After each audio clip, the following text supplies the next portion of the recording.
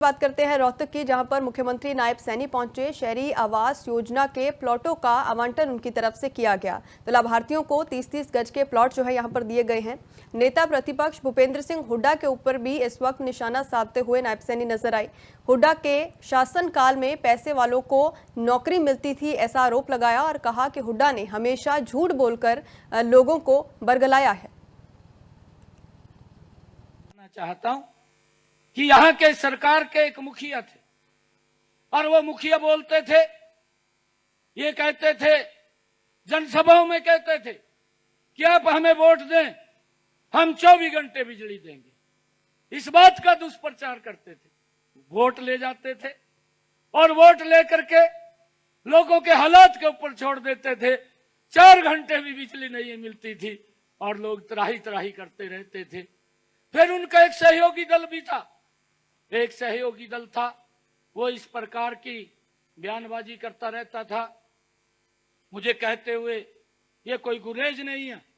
यहाँ के जो मुखिया थे कांग्रेस के, लगातार 10 वर्ष तक मुख्यमंत्री रहे भूपेंद्र सिंह हुड्डा, लोगों को बरगला करके उनका वोट बटोरने का काम करते रहे। भूपेंद्र सिंह हुड्डा के शासनकाल के अंदर तो हम ये देखते थे, वोट तो आप लोगों से ले लेते थे ये लोग, और वोट लेकर के जब नौकरी की बात आती थी तो भाइयों लिस्ट में किसी और का नाम आ जाता था। ऐसे व्यक्ति का नाम आ जाता था, या तो वो मजबूत होता था या पैसे में मजबूत होता था। गरीब व्यक्ति तो नजदीक भी नहीं रहता था, चाहे वो अपने बच्चों की पढ़ाई के लिए कहीं से इधर उधर से पैसा करके उनको पढ़ा दे, परंतु नौकरी नहीं लगती थी। ये हालात कांग्रेस के समय में थी। मनोहर लाल जी के मन में यह पीड़ा थी। मनोहर लाल जी ने निर्णय कर लिया कि हम ऐसे परिवारों को चिन्हित करके कि जिनके घर में एक भी नौकरी नहीं लगी और वो गरीब परिवार है, उस परिवार को हम 5 अंक ग्रेस मार्क के दे करके उस घर में नौकरी देने का। बात करते हैं रोहतक की, जहां पर मुख्यमंत्री नायब सैनी पहुंचे। शहरी आवास योजना के प्लॉटों का आवंटन उनकी तरफ से किया गया। तो लाभार्थियों को 30-30 गज के प्लॉट जो है यहां पर दिए गए हैं। नेता प्रतिपक्ष भूपेंद्र सिंह हुड्डा के ऊपर भी इस वक्त निशाना साधते हुए नायब सैनी नजर आए। हुड्डा के शासनकाल में पैसे वालों को नौकरी मिलती थी, ऐसा आरोप लगाया और कहा कि हुड्डा ने हमेशा झूठ बोलकर लोगों को बरगलाया है। चाहता हूं कि यहाँ के सरकार के एक मुखिया थे और वो मुखिया बोलते थे, ये कहते थे, जनसभाओं में कहते थे कि आप हमें वोट दें, हम 24 घंटे बिजली देंगे। इस बात का दुष्प्रचार करते थे।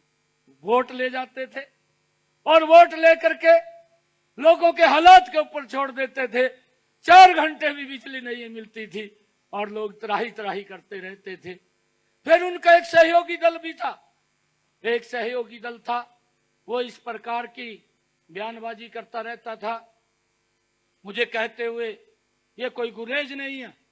यहाँ के जो मुखिया थे कांग्रेस के, लगातार 10 वर्ष तक मुख्यमंत्री रहे भूपेंद्र सिंह हुड्डा, लोगों को बरगला करके उनका वोट बटोरने का काम करते रहे।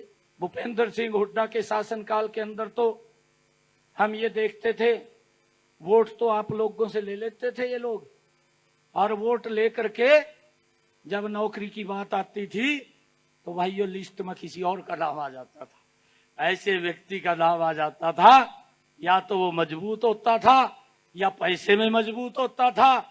गरीब व्यक्ति तो नजदीक भी नहीं रहता था, चाहे वो अपने बच्चों की पढ़ाई के लिए कहीं से इधर उधर से पैसा करके उनको पढ़ा दे, परंतु नौकरी नहीं लगती थी। ये हालात कांग्रेस के समय में थी। मनोहर लाल जी के मन में यह पीड़ा थी। मनोहर लाल जी ने निर्णय कर लिया कि हम ऐसे परिवारों को चिन्हित करके कि जिनके घर में एक भी नौकरी नहीं लगी और वो गरीब परिवार है, उस परिवार को हम 5 अंक ग्रेस मार्क के दे करके उस घर में नौकरी देने का